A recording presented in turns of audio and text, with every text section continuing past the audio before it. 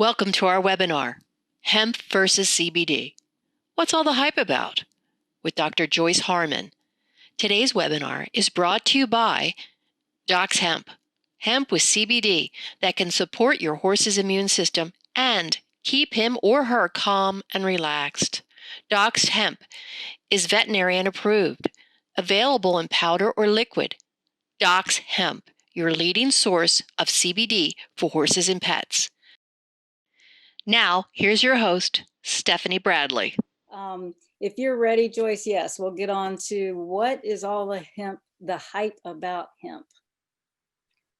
Hemp is kind of the buzzword these days.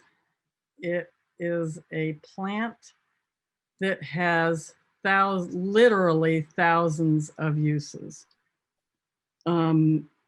At one point, there was at least an estimate of 7,000 potential uses for hemp. It can be used as clothing, fuel, paper, food, protein, source of oils, source of fats, source of calories. It can be used as medicine. In 1940, Henry Ford had a car made from hemp fiberglass that was much lighter than steel and stronger. And the list goes on and on. Literally, you can look up thousands of uses. The hemp plant itself is a weed, and people often refer to it as weed, but the beauty of it is a plant that is capable of growing in many, many different conditions. So it can grow in the north, it can grow in the south, it can grow in the mountains, it can grow in old toxic soil like a lot of the tobacco farmers have. You don't need to put a lot of fertilizer into it to grow it. You certainly can, especially if you're trying to make medicine, but you don't have to. Hemp will grow without a lot of costly inputs, which makes it a plant that people can afford to grow. It is very nutritious, and we're going to talk more about the nutritional aspects of it as we go through. It also has a lot of medicinal properties that are being talked about and touted all over the internet, and even as you drive by the 7-Eleven. We have CBD, it will cure everything that ails you. So we're going to try and put all of these myths to rest and tell you about the plant and its benefits in the horse world. So the plant's name, its scientific name is cannabis, and it can be, the species can be Cannabis indica or Cannabis sativa, and you will have some people who will say you have to have one species or the other. Truthfully, what has happened is that the plants, the indica and sativa, have been interbred and crossbred, and there really is not a true botanical difference between them. At this point in time, we have incredible science being applied to the genetics of growing hemp in all of its different forms. The real differences between the plants is this THC content, and the THC, that's the psychoactive portion of the plant, and that's the portion that makes people or animals high. And that's not what we're really trying to achieve here. We're looking for healthy benefits, and we'll save the highs for recreational use, which is not what we're doing here today. The other thing that's really good to know about THC is that we don't know anything really about it in the horse world, but we do know that THC can be very toxic to dogs. And so it is very important to know that your plants have low THC. So in the technical and legal world, a hemp plant has less than 0.3% THC. And marijuana has over THC. And some of the marijuana plants can have very, very high quantities of THC. So legally, anything that's called hemp has to be less than 0.3% THC. Most of the medicinal plants are going to be more like 0.03 or 0.06, so even way, way less than 0.1% THC. So Joyce, let's break it down. Help me to understand all the terminology. So that's a really good thing to do, because we need to understand when people throw around all of these new terms, and in many cases, they are thrown around in a very inaccurate way. So medicinal hemp is grown to enhance the leaf growth and the bud growth, because the leaf of the plant, and these are mostly the tiny leaves, and the buds, the flower buds, are the ones that have the high levels of CBD, and they do not have any omega-3 or omega-6 fatty acids. And we're going to learn about where those fit in a little bit later. So medicinal hemp has high levels of CBD, and it comes from the leaf and the bud. Industrial hemp is generally referred to as the hemp that's grown more for its fiber and stems and the seeds. So once the flower has gone to seed, then there is very little, if any, CBD left. And we have good omega-3 and 6 fatty acids, which we'll talk about in a little bit later. So this industrial hemp, this fiber can be made into all kinds of products. The seeds, we'll find out, can be made into varieties of foods, and they also have some medicinal benefits, but it's different than our CBD medicinal hemp. So the fiber and stems and seeds contain essentially no CBD. The leaf and the flower bud have the CBD and THC if that's present in a marijuana plant. Cannabinoids, and this is a term that one of the reasons we call it CBD is because cannabinoid is hard to say, so it's okay to call it CBD. But cannabinoids are a whole class of compounds of which CBD is actually only one of these cannabinoids. And these are medically useful for lots of conditions, and we will talk about that. They have an action on our body. And again, these are only going to be in the leaf and the buds of the plant. The endocannabinoid system is a receptor system that's found in all the mammals, and we'll talk about that in a little bit more detail. But that's the reason that the CBDs work in any mammal. The other thing that's good to know is that hemp is what's called a bioaccumulator.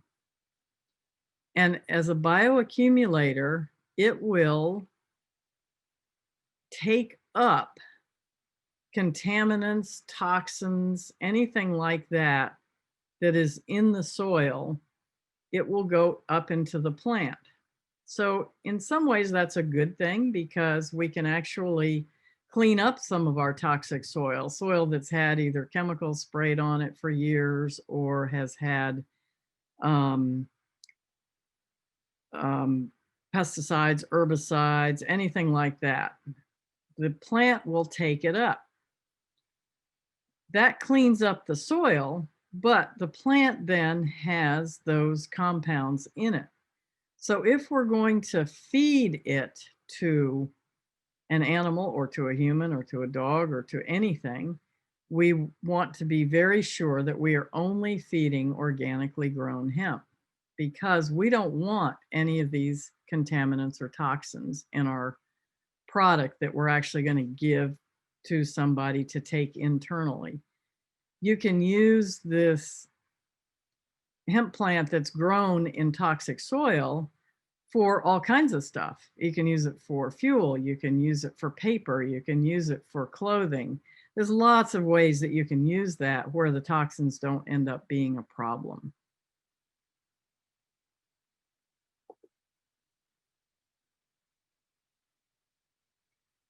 So the chemistry that's behind cannabis, and believe me, we could do an entire hour easily on just what all these cannabinoids are. So we're not going to do that here. Your brain would really hurt by the end of it. But there are many different cannabinoids. The one that has been studied the most is our CBD, and that's the one you hear everybody talk about. The CBG is another cannabinoid that is starting to get a lot of research being done on it. Many of these others don't have a lot of research, but as we actually start doing the research, we will find out what they do and what their benefits are. Because CBG is starting to get researched, now people are breeding plants to be higher in CBG than they are in CBD. One particular thing that CBG can do is to reduce pressures in an eye that has glaucoma. And that's just one of the many benefits, but that's different than a CBD, which doesn't have nearly the effect in a glaucoma case.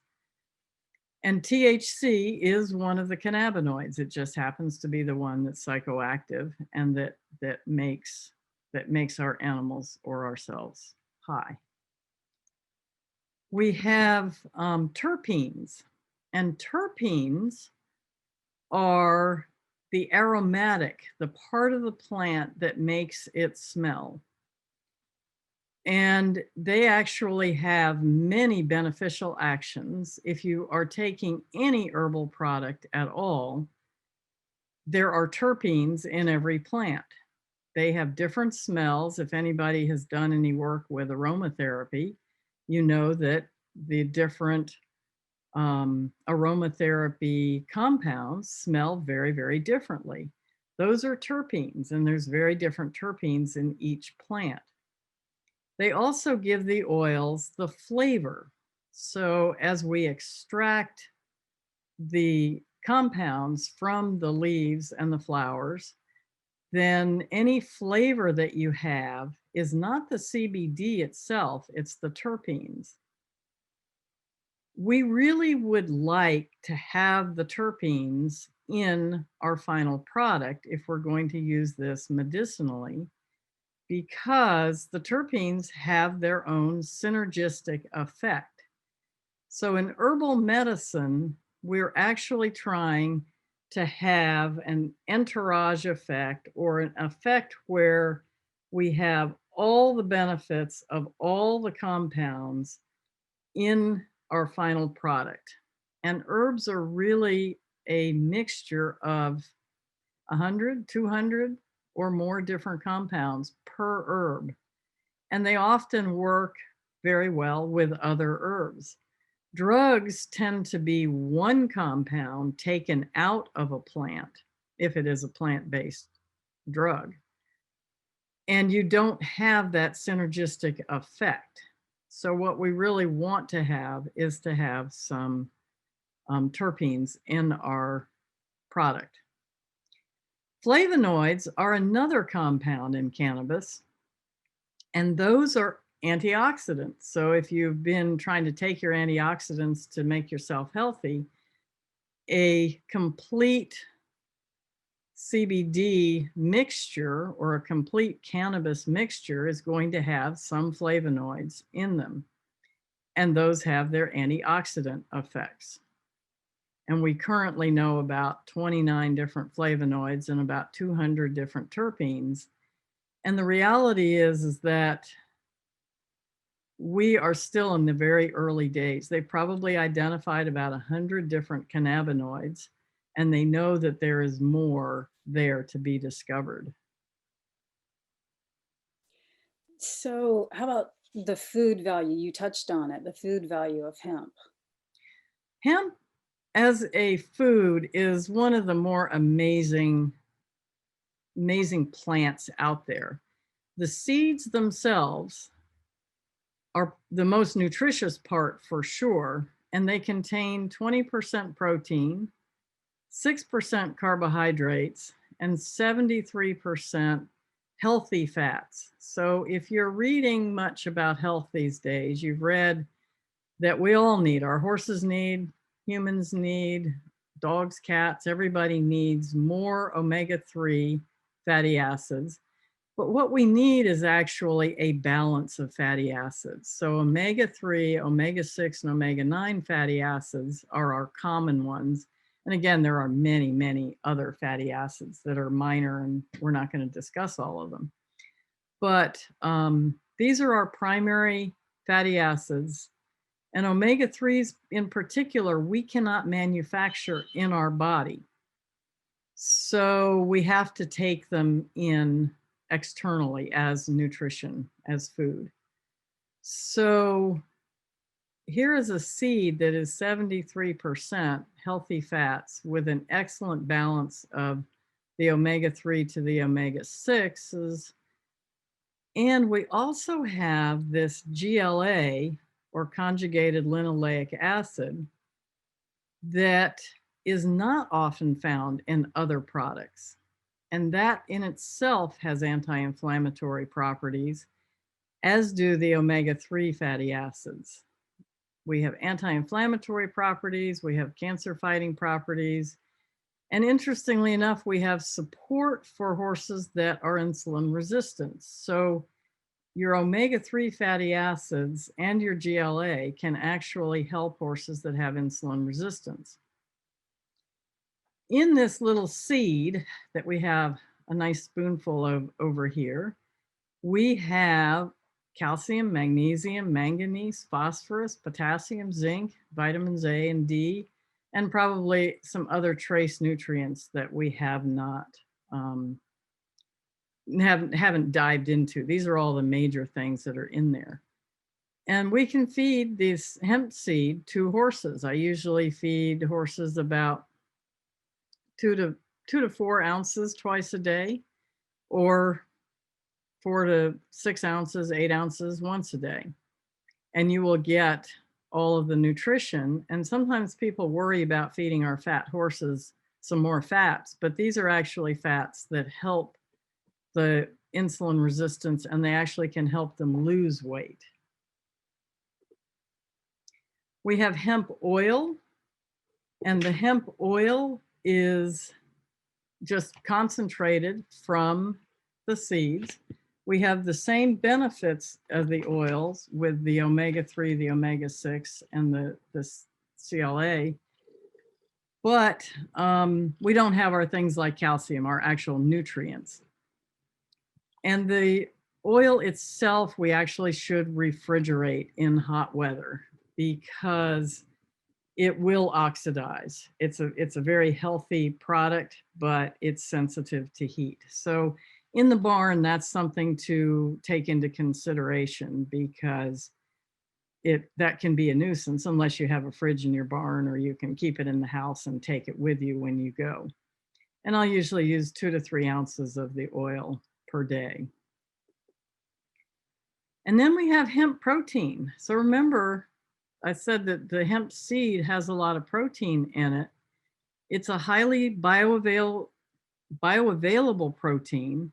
It is not a complete protein that contains every amino acid that we need, but it is an excellent source of protein.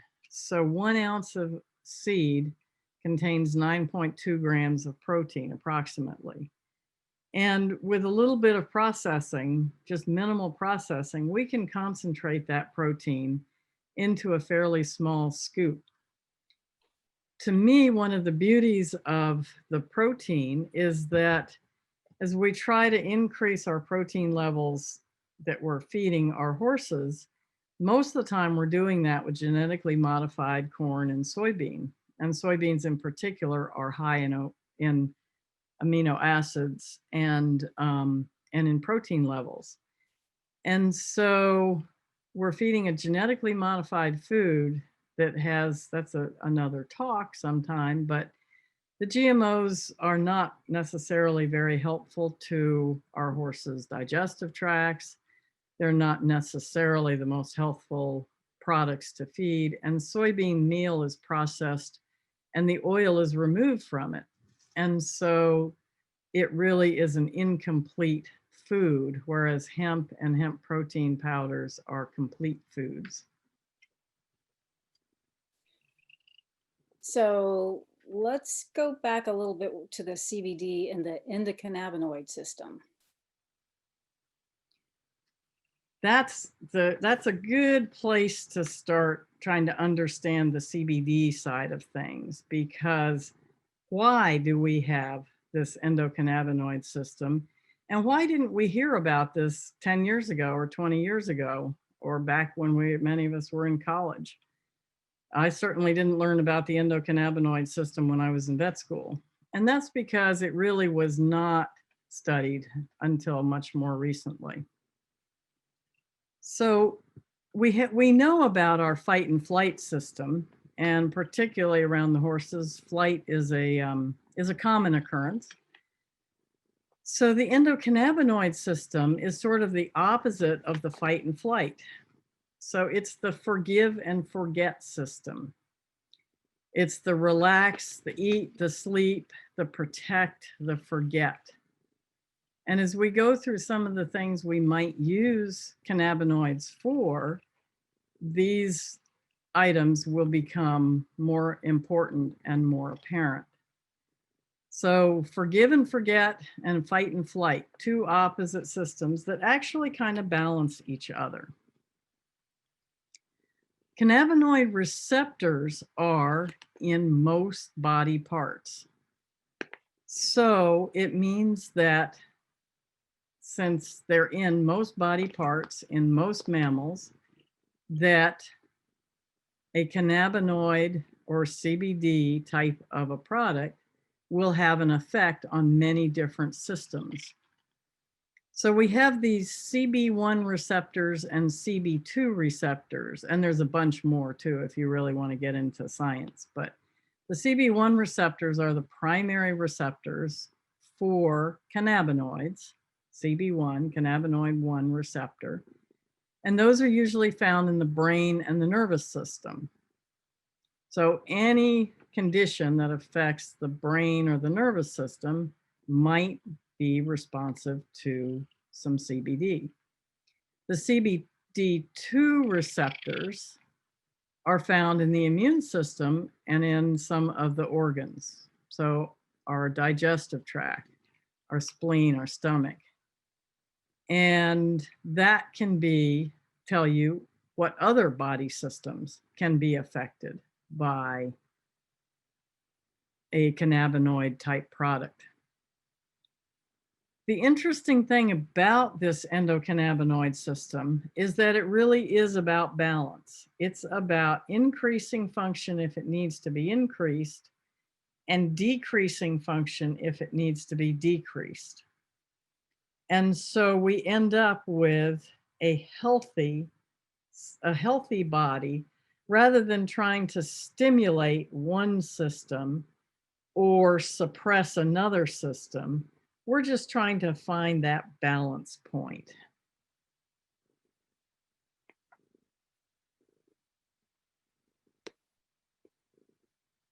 So CBD in horses, that's where my experience has been. And I started feeding hemp to horses back in the 1990s, feeding hemp seeds and hemp oil. But at that point, it was very difficult to obtain in large quantities. And the small little tiny bottle of hemp oil in the grocery store didn't go very far in the barn, nor did the little tiny packet of hemp seeds. Now that the world is starting to grow hemp seeds and hemp oil are very easy to obtain, and I always have those available on my harmonyequine.com website. The CBD portion, I've started feeding CBD to horses about 3.5, 4 years ago, working out what kind of quantities we needed to feed to get responses and what formats are the easiest to feed it to horses. So horses in general seem to be very responsive to CBD. Most species of animals that I have fed CBD to, horses, cattle, sheep, cats, dogs, goats, all seem to have perfectly good endocannabinoid receptors. Most of the time we see CBD as an oil, and it works great as an oil, and it's easy to absorb. And for our smaller animals, it's the easiest way to dose it because we can give the quantity that we want and measure it precisely. With the large animals, it's generally or often more economical to actually feed it as a powder, and sometimes you can even obtain it as in a pellet form.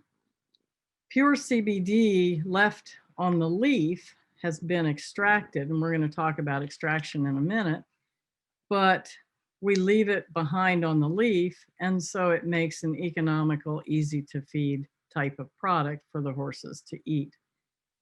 It's usually fed with meals because most of our supplements in the horse world are fed with meals. And you will hear people say you can maybe get a better result if you feed it, put it directly on the horse's mucous membranes or feed it without food. But the reality is that some of the absorption studies are actually showing that it's better absorbed if you're feeding it with some form of fat. So many of our horse feeds these days, we are feeding some fat. So the bottom line is that you can feed it in any format that your horse appreciates. How much CBD should a horse get? So this is a really good question because there are differences in quality, sometimes major differences in quality and in concentration. But in feeding a high quality CBD product, around 25 milligrams of CBD content is what really seems to be the average standard dose for horses. But if horses are sensitive, if they're normally very sensitive to either herbs or even drugs that you give them, you can start with a very low dose and work your way up. If you're actually seeing results at a very low dose, there may not be any need at all to go higher. CBD is a very interesting product in that way, in that many times the best responses are at a very low dose, and you don't need to go high. On the other side of that coin, it's very, very safe, and there are some animals that need much higher doses, much higher quantities. So we can double it to 50 milligrams twice a day. And there is some research being done on some cancer patients and some of the seizure dogs and some of the human cancer patients where they're using extremely high doses very, very safely. Unfortunately, at this time, it would be very hard for many of us to afford some of those research doses. But we're finding out that there are some cases where you actually need to go to that high a dose. But I would say that that's going to be very rare, and you would only be doing that working with a veterinarian familiar with working with high levels of CBD.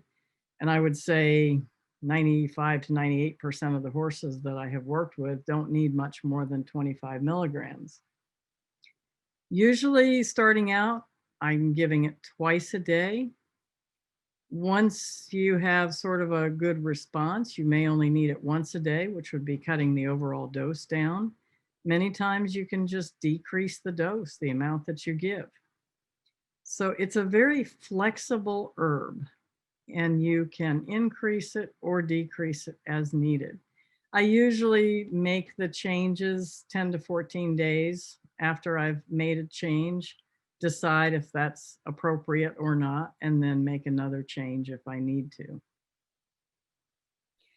And you mentioned there's CBD on every street corner. How do you know if you can trust a product? What's the criteria? That is one of the most important things in the CBD world these days. And really in any hemp product that you're feeding, because remember I said it's a bioaccumulator. So if you're feeding hemp seeds, you want to know that they're grown organically. If you're feeding hemp protein, the same thing. If you're feeding a CBD product, you definitely want to have third-party testing. And whoops, there we go.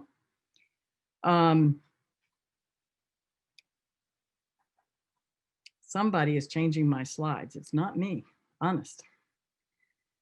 Okay, so for third-party testing, that means that the product, the end product that you're going to purchase has gone out to a laboratory that's not associated with the company.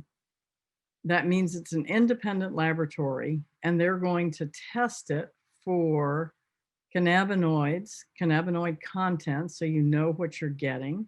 They're going to test it for THC to make sure that you have a low THC, virtually undetectable. And they also need to test it for molds or bacteria to make sure that it's a clean product. Hemp is a little bit temperamental to grow if you're looking at it for its CBD, and so molds and bacteria can certainly become a problem. We also want it to be pesticide-free and solvent-free. So remember I said that the legal limit of THC is below 0.3%. And if you can find it at 0 to 0.7, 0.9, or virtually undetectable, that will be the best. What each company, a company that's doing a good job, is going to have a certificate of analysis of each batch posted on the website. And that's become standard in the industry. And it's a good idea to check and make sure that there is a COA of each batch on the website. And the good websites will have it somewhere on there. In the horse world and animal world, if you can use a company that is a member of the NASC, National Animal Supplement Council, then you're assured that there has been third-party testing. You're assured that the dose that they say on the label or the amount that you need to feed is accurate. One of the biggest problems is in deciding is in the way the labels are made, because sometimes it can look like there's lots of product in there, and yet the actual active amount of CBD is not that high. Other times, I've seen some products labeled that, you know, you're going to give 1,000 milligrams of CBD, and 1,000 milligrams for a single serving of CBD probably should cost you a small fortune, much less giving it all month. And so you have to question, how did they get that much CBD into a product, and why do you need 1,000 milligrams? So you want to learn as much as you can. And part of that is all the buzzwords out there, full spectrum, broad spectrum. How do I know what's what? Unfortunately, there's no industry standard, actually. So these terms are all out there. The one term that's probably fairly consistent is the isolate. And the isolate means that the CBD has been extracted, and it's usually just one. It's CBD or maybe CBG. It will only have a few ingredients, and those they can extract out, and they can claim to be completely free of THC. Most full spectrum or broad spectrum plants are going to have a trace of that 0.05 or something like that THC, because it is a plant. So the isolate is a little bit more like a drug, or a little bit more, it's more processed. The people selling the full spectrum and broad spectrum feel that, and the herbalists, and I'm an herbalist myself, feel that we have a better effect on the whole body when we have this entourage or broad effect rather than an isolate. But there has been some research done with the isolates, and they're not bad things. But you want to make sure how they're extracted and how they're processed. Full spectrum and broad spectrum get to be a little bit grayer because there is no regulation. Generally, the full spectrum means that it will have some of those terpenes, and it will have more than one type of the cannabinoids.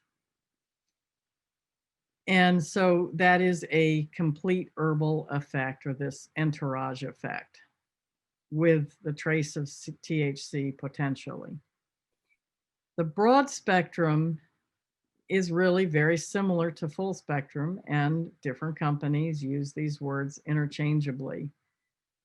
And some companies have a very set definition. But being no industry standards, we know what that can mean. It means whatever the company tells you it means, not necessarily a regulated word.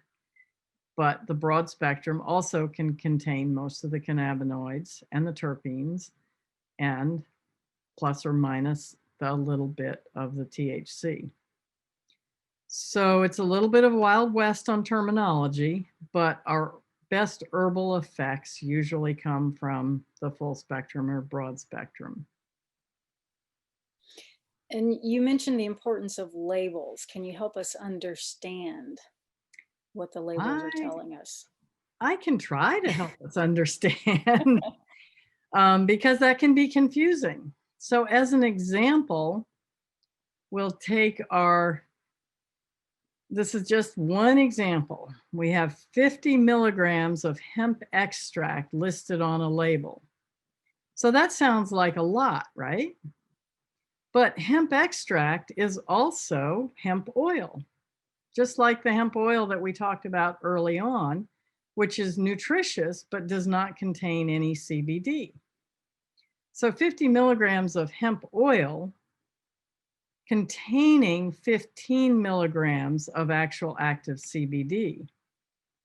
So that's a big difference. But if you're not reading carefully, you might say, oh, 50 milligrams. Well, I only need a half of a dropper full here for my horse to get 25 milligrams. Well, you'll actually only be giving 7.5 milligrams of CBD, and you'll wonder why it doesn't work.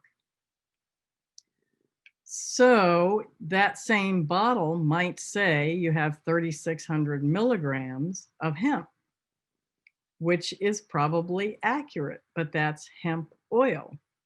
So you can get hemp oil at the grocery store. In reality, in this example, you only have 1080 milligrams of CBD in that same bottle.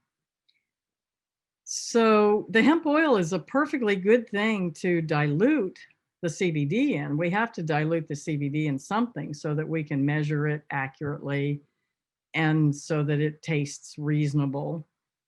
But we just have to understand what is on the label. And so you would really like to have companies that show you upfront the actual contents. And so if you need to, and you're not sure what you have, call up the company and say, is this hemp oil or is this actual CBD content? And how is CBD made? So CBD can be made in many ways. The healthy ways that we want to actually be using, the plant itself, the terpenes can be removed easily with an ethanol type of mixture. And ethanol is alcohol, and many herbalists can make an ethanol extract at their, in a small herbal compounding facility, or it can be made on a giant scale. And ethanol is a standard way of extracting an herbal product. So if you go into the health food store, you'll see on the shelf a little bottle of, say, milk thistle, and it's extracted in ethanol. So you can do that with organic ethanol, and you probably have a little bit more of a natural balance of your cannabinoids and your terpenes. It's a little bit, I won't say messier process, but it definitely, it leaves behind a wet or moist product that then, if you're going to make use of it for something else, has to be dried usually. And the nice thing about hemp is you can use the entire plant. So the waste product of doing an extraction can go on and become something else, whether even if it's just really healthy compost. The CO2 or carbon dioxide extraction, and you'll often see the word supercritical, and that's a scientific term as to how the actual machine works, is actually a very environmentally friendly way of extracting the oils and the CBD from the plant, and it leaves behind a nice dry product. The equipment is more expensive and more complicated, and it takes several steps, but it gives you a very good quality, healthy product. And you have less waste product because you're not using the ethanol. In truth, they are both valid and both good. What happens though, especially the inexpensive stuff that's being sold on the corner store and only costs $10 a bottle, either doesn't have much CBD in it, or they've extracted it with common cheap extraction chemicals like butane or petrochemicals. And these are the sorts of things that oils in general are extracted with. So if you go to the grocery store and you buy corn oil, they've used benzene or they've used some kind of a solvent to take the oil out of the plant. And then they boil off or remove chemically the toxic compound, but there's still going to be traces of that left.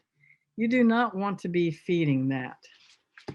And so we want to avoid anything that has been extracted using toxic compounds, and that's going to be common in your cheap products. The organic certification is ideal. The USDA organic certification of hemp really only started last year. And so there are not that many growers that are certified and to the USDA certification. And in reality, to qualify for USDA certification, not only does it have to be grown certified, it has to be process certified. So there are some, especially some of the small companies that are growing to organic standards and doing a great job. So if you know about a company, you can certainly, at this time, you don't have to see the USDA organic if you know how they're growing it. But if it has the USDA organic certification, you know that it's been well grown and that it's been extracted safely. And I hear in different states, there are different rules as to whether or not it's legal. Yes, Technically, it's legal to grow hemp everywhere. As far as CBD and even the hemp seeds and the hemp protein, you're not allowed to sell it in certain states. And this changes every day. So what's legal today might be illegal tomorrow or vice versa. And so it's important that you know what is legal in your state and legal to purchase. And the good ethical websites will actually say cannot be sold in XYZ state. And they'll change it and update it as those states change. Many of the veterinarians in some states are not allowed to actually discuss cannabinoids. And so if you ask your veterinarian about it and they're reluctant to talk about it or they don't know much, part of that is because they're not supposed to be. The laws just haven't caught up to the veterinarians, unfortunately. So it's not your veterinarian's fault if they are uncomfortable talking about it. Other states you're allowed to, in the state of Virginia, I'm allowed to educate about it. So check and see what's happening and keep up with the laws in each state. The legal side of this, though, is during competition, can you use hemp products? And there's a big NO for CBD. That is actively outlawed by both the FEI and the USDF or whatever, USEA or whatever the latest acronym for that is. And so if you are using a CBD product in your horse, we're recommending that you stop at least 5 days out. 7 days is totally safe so that they can't test you positive. Hemp seeds and hemp protein contain nutrients. And things like the omega-3 fatty acids you can get from flax, you can get from fish oil, you can get from chia seeds, you can get from all kinds of things. That's a normal feed ingredient that is found in lots of things. There is no CBD in your hemp seeds. So yes, you can compete on hemp seeds and protein and nobody will know. So in your local competitions, if there's no drug testing, there's no reason for you to worry about it. It's in your competition that's done under regulation. And how will I know if this will benefit my horse? The real reason that you're listening to this talk, which is really not for all the science, but it's a good thing to know all the background. Remember, I said that this endocannabinoid system is all throughout your horse. So many of the things that we treat commonly are arthritis, musculoskeletal pain, back pain. I call it CBD a great old horse tonic. It's like sort of one-stop shopping. You get anti-inflammatory in the joints, you get some liver support, you get some nervous system support, you get some digestive support, all in one package. The seeds themselves are anti-inflammatory. They support the immune system. CBD supports the immune system. We use a lot of it in tumors, in cancers. And the research that's coming out in cancer treatment with CBD is excellent. It's also can be very supportive if the animals are undergoing some kind of chemotherapy, which we don't see too often in the horse world, but we do see in the veterinary world with the dogs and cats. I use a lot of CBD in Lyme disease horses because of the pain and discomfort they're in, but also for its immune system support, for its digestive support. There was a new paper out recently that showed how CBD actually helps support the microbiome, the good bacteria of the gut. It can be useful in laminitis and in the pain that's associated with the laminitis. And It can help protect the gut from some of the drugs that may be used at the same time. Some of the coolest things that I have seen happen are in the anxiety and sort of the post-traumatic stress horses, horses that really have been through a hard time in their life. Remember, I said the forgive and forget system. So it literally helps them forget all of the traumatic stress that they've been through, forgive it, not worry about it. And sometimes they're just grumpy from pain. Other times they are very worried that something's going to hurt them again. Certainly isn't the cure for every single horse with mental issues, but I have found that it's beneficial for very many of them. And while we're talking about conditions, Janice asks, is hemp powder for horses and CBD liquid for dogs something that you recommend as a lifetime immune support? It can absolutely be used for, I take my CBD every day for my own immune system support and feed it to my old dogs. It's as with any plant, sometimes it's a useful thing to give them a little break. You run out for a week or two, that's fine. But the research is actually showing that there is a condition called endocannabinoid deficiency disease.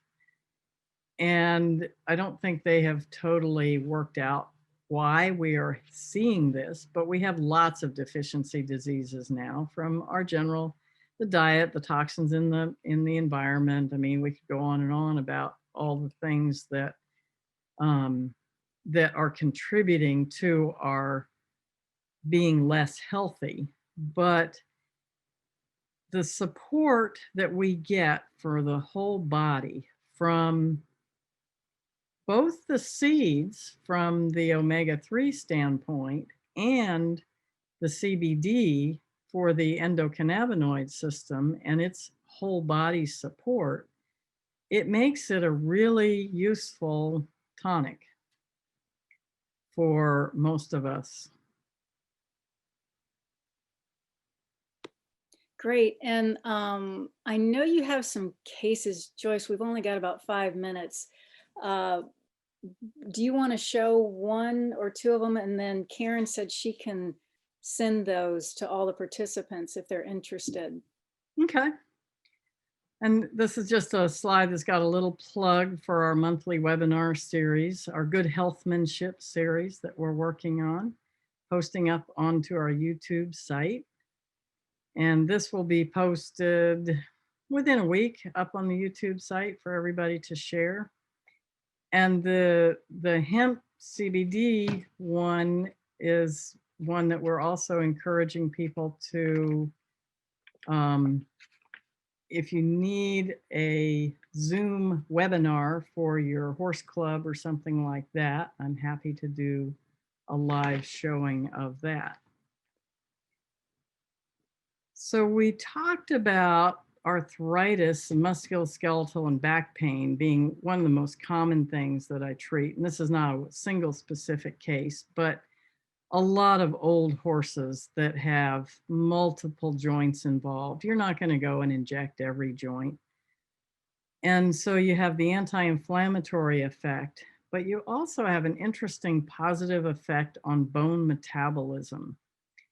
So we use a lot of things like osphos, and in the human world, those are called biphosphonates. And those actually can have a negative effect on the bone metabolism itself. And CBD actually has receptors in the bone. And we think about bone as being kind of a dead thing, but it's actually a very living structure. So CBD can actually help bone metabolism. It definitely helps on our positive effects on pain and movement and gait. We don't yet know all of our long-term effects on bone metabolism because the research is in such early days. This is one of my coolest PTSD cases was an Arabian mare. She had serious ongoing abuse issues because not only had she been picked on and abused by humans, but the pasture that she was turned out in, some of the horses were actually abusive to her and would get her into a corner. They seemed to just want to pick on her. So it had gotten almost impossible for me to touch her, much less do any body work on her. And she tended to pace the field. She was actually getting worse and worse. And we were not able to get her comfortable. She was hardly resting. Anytime she saw the other horses, she would just start walking and walking and walking. And she was actually losing weight, and this was becoming quite a concern. So we started her on 25 milligrams twice a day. And literally in 2 weeks, I was able to go up to her, not only touch her, but to do a chiropractic treatment on her neck and spine and upper legs. Lower legs took a little bit longer, but she had never been very good with her lower legs. She actually started to gain weight, and she would relax in the field, and she was starting to graze normally. And you could look out there and say, oh, she looks like a normal horse. And that was a really, really neat case. And she continued to improve. Well, thank you, Joyce. It looks like we're running out of time. Thank you, everybody, for listening. We really appreciate it. And as Joyce mentioned, please remember that she's available to do live webinars for your horse club. And I've put in the chat box the Harmony, how to reach her info at harmonyequine.com. Thanks, everyone, and have a great night. Thanks for coming. It's lots of fun to share this information.